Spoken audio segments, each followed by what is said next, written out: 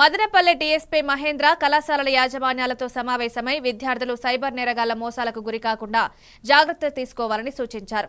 విద్యార్థుల్లో చైతన్యం పెంచాలని, ప్రతి కళాశాలలో సీసీ కెమెరాలు ఏర్పాటు చేయాలని ఆదేశించారు. డ్రగ్స్, ఈవ్ టీజింగ్ లాంటి ఘటనలు జరగకుండా కళాశాల యాజమాన్యాలు ముందస్తు చర్యలు తీసుకోవాలన్నారు.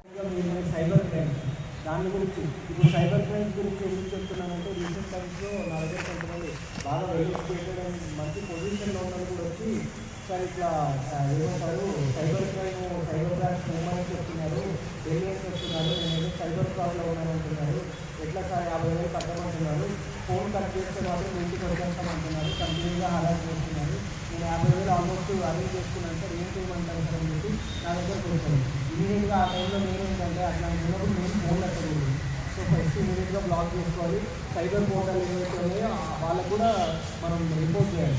సో అందువల్లనే స్టూడెంట్స్ ఎవరైతే ఉంటారో డెఫినెట్గా తెలియజేయాల్సిన బాధ్యత మీ మీద కూడా ఉంటుంది. కాబట్టి సైబర్ దాని గురించి కంపెనీ చేస్తున్నారు, అవేర్నెస్ చేస్తున్నారు, సైబర్ కావచ్చు, మామూలుగా గవర్నమెంట్ సైతున్న వాళ్ళపైన వైలెన్స్ కావచ్చు, ఇలాంటి వాళ్ళపైన డెఫినెట్గా మీరు కూడా ప్రోగ్రామ్స్ కండక్ట్ చేసినట్లయితే మా పోలీస్ డిపార్ట్మెంట్ తరఫు నుంచి కూడా మేము ఎప్పుడు కూడా పార్టిసిపేట్ చేస్తాం.